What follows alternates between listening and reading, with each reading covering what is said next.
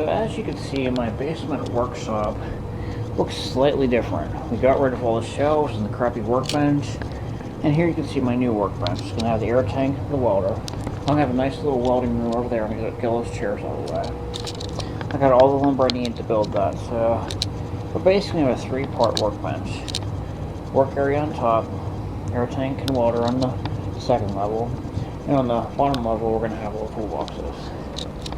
And I'll put an outlet so I can just plug my tools right into the workbench itself. And you can see we got this pretty well organized. And I tell you what, pipelines, power lines, railroad tracks, walks and dams, I tell you what, we do it all. And my backyard projects are pretty much going to demonstrate every skill you could ever imagine. And over here I got my little work area.